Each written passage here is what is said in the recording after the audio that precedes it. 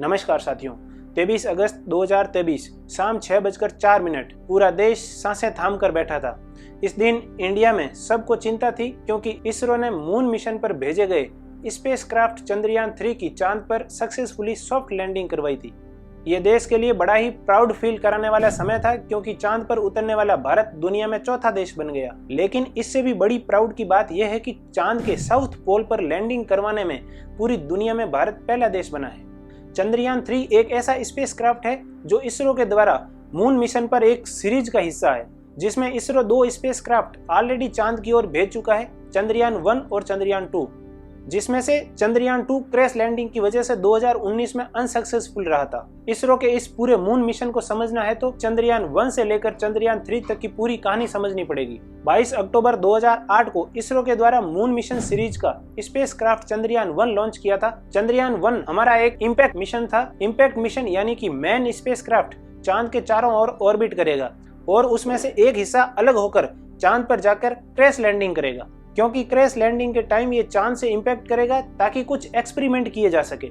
और जो हिस्सा स्पेसक्राफ्ट से अलग होकर चांद पर जा गिरा उसे मून इंपैक्ट प्रोब्स कहा गया। चंद्रयान 1 के मून इंपैक्ट में जो प्रोब लगा था, ये प्रोब एक मास स्पेक्ट्रोमीटर था। जैसे जैसे ये क्रैश लैंडिंग के लिए चांद के करीब जा रहा था, वैसे वैसे हर 4 सेकंड में ये अपनी रीडिंग भी दे रहा था। जब मून इंपैक्ट प्रोब चांद पर क्रैश लैंड किया तो चांद पर कुछ मिट्टी हवा में उड़ी। उस मिट्टी को इस इंस्ट्रूमेंट ने एनालिसिस किया तो हमें पता चला कि चांद के एटमॉस्फेयर यानी वहाँ की मिट्टी में पानी मौजूद है, जिसको लेकर दुनिया भर में हेडलाइन छप जाती है, वाटर ऑन द मून। धरती पर जिंदगी है, चांद पर पानी।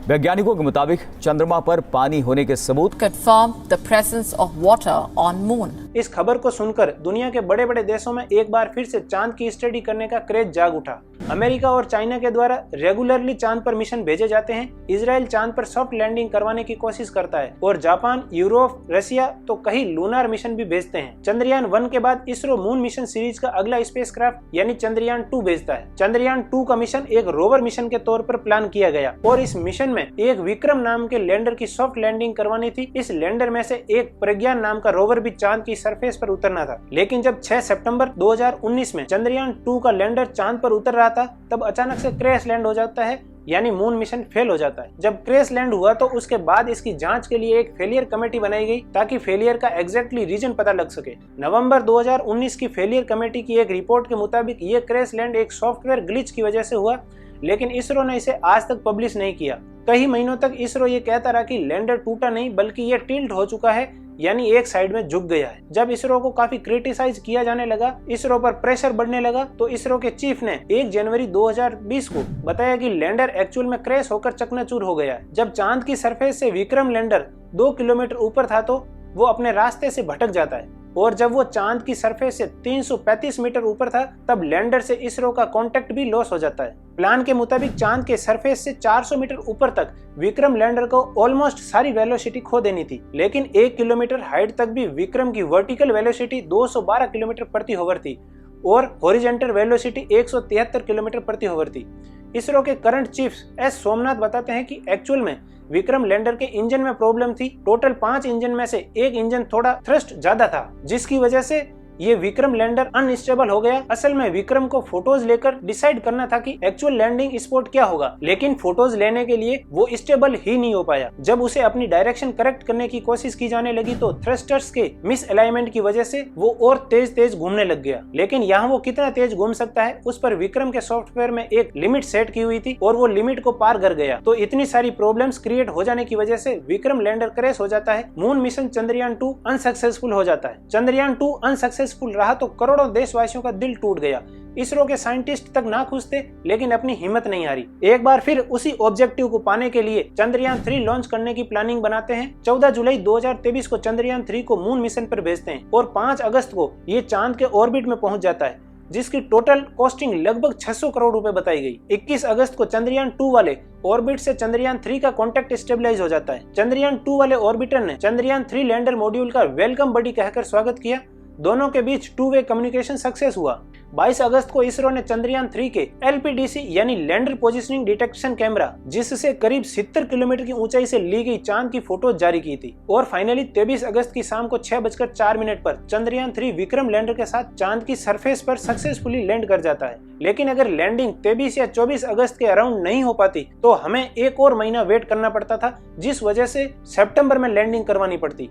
लेकिन 23 अगस्त को ही सक्सेसफुल लैंडिंग कर जाता है। 23 अगस्त के दिन लैंडिंग इसलिए करवाई गई क्योंकि इसरो के चीफ का मानना है कि हमारी लैंडिंग तब हो जब चांद पर सूरज निकल रहा हो, ताकि चांद पर काम करने के लिए तब से लेकर हमें 14 से 15 दिन का समय मिल सके। चंद्रयान 3 का ऑब्जेक्टिव चंद्रयान 2 की तरह सेम ही था कि चांद के साउथ पोल पर लैंड करना और एक प्रज्ञान नाम के रोवर को चांद की सरफेस पर उतारना। और सक्सेसफुल लैंडिंग के बाद जब प्रज्ञान रोवर को चांद की सरफेस पर उतारा गया तो अपने सक्सेसफुल एक्सपेरिमेंट कंडक्ट करने के लिए उसे सिर्फ एक लूनर डे का समय मिला। एक लूनर डे यानी अर्थ के 1 महीने के जितना होता है, मतलब ऐसा समझो कि 2 हफ्ते दिन और 2 हफ्ते रात। चंद्रयान 3 इसलिए सक्सेसफुल रहा क्योंकि चंद्रयान 2 की गलतियों से सबक लेते हुए कुछ गलतियां होने की गुंजाइश कम रखी जाए, इसलिए काफी सारे मॉडिफिकेशन किए जाते हैं। आइए इन मॉडिफिकेशन को भी गहराई से समझते हैं। पहला मॉडिफिकेशन तो ये किया गया कि जो लैंडिंग एरिया था उसे चंद्रयान 2 से लगभग 40 गुना बड़ा कर दिया गया। यानी चंद्रयान 2 में 500 स्क्वायर मीटर का स्पेस था, उसे चंद्रयान 3 में 4000 × 2400 मीटर जितना बड़ा कर दिया गया,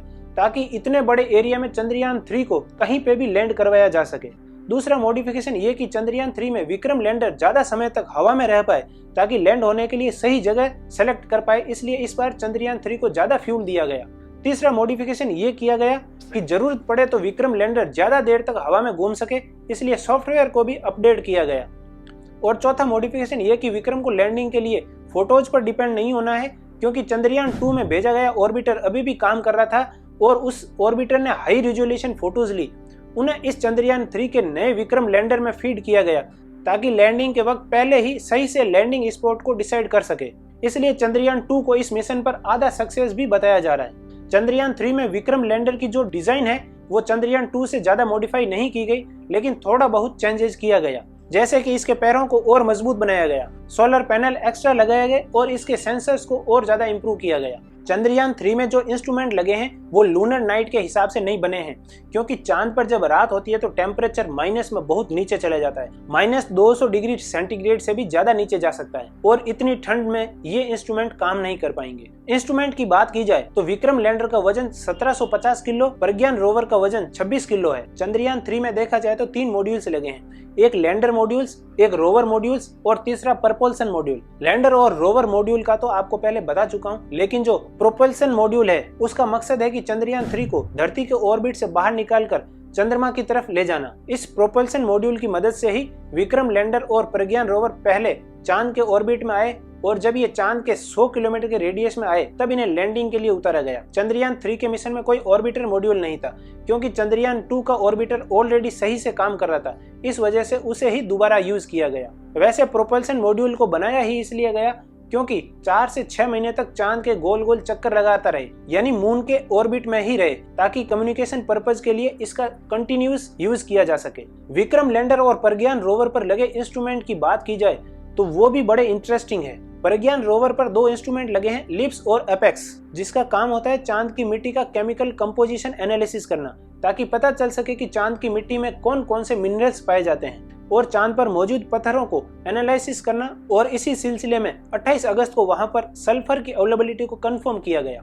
जब प्रज्ञान ये काम करने लगा तो लैंडर विक्रम ने इसकी कुछ फोटोज भी क्लिक की है, जो हमें इस प्रकार से देखने को मिली। बड़ी ही इंटरेस्टिंग फोटो है। विक्रम लैंडर की बात करें तो इस पर भी 4 इंस्ट्रूमेंट लगे हैं। इनमें से एक का काम है लेजर बीम से चांद पर मौजूद पत्थरों को पिघालना। जब पत्थर पिघलेंगे तो उनमें से गैस रिलीज होगी, तो उसे एनालाइज किया जा सकेगा। दूसरे का काम है थर्मल प्रॉपर्टीज को मेजर करना, यानी मून के साउथ पोल में टेम्परेचर कितना है। तीसरा इंस्ट्रूमेंट मेजर करेगा कि जिस प्रकार धरती पर अर्थक्वेक होते हैं वैसे ही मून पर मॉनक्वेक कितने होते हैं, ताकि हम इससे पता लगा सके कि चांद की क्रस्ट और मेंटल स्ट्रक्चर कैसी है। और चौथा इंस्ट्रूमेंट नासा की देन है, जिसका काम है लेजर के जरिए धरती के सिग्नल को बाउंस करवाना। इसकी मदद से साइंटिस्ट विक्रम लैंडर की एग्जैक्ट डिस्टेंस पता कर पाएंगे और एक्चुअल में लैंड कहाँ हुआ है और चांद की रेंज कितनी है। चंद्रयान 3 का सक्सेसफुल लैंड होना केवल साइंटिफिक एक्सपेरिमेंट करना ही नहीं था, बल्कि इंडिया के लिए प्राइड का भी सवाल था। इस मिशन से इंडिया की बहुत बड़ी जीत हुई है। क्योंकि इस सक्सेस से इंडिया सोवियत यूनियन, अमेरिका और चाइना के बाद चांद पर सॉफ्ट लैंडिंग करवाने के मामले में दुनिया में चौथा देश बन गया है। वैसे इंडिया चंद्रयान 1 की वजह से चांद की सरफेस को टच करने वाला अमेरिका, सोवियत यूनियन, जापान और यूरोप के बाद 5वां देश बन गया था, लेकिन तब से लेकर आज तक 4 और देश इस काम को अंजाम दे चुके हैं: चाइना, इजराइल, लग्जमबर्ग और यूएई। चंद्रयान 3 के 8 दिन बाद इसरो ने 2 सितंबर 2023 को सूर्ययान आदित्य L1 को भी लॉन्च कर दिया। ये सूर्य के बारे में स्टडी करेगा।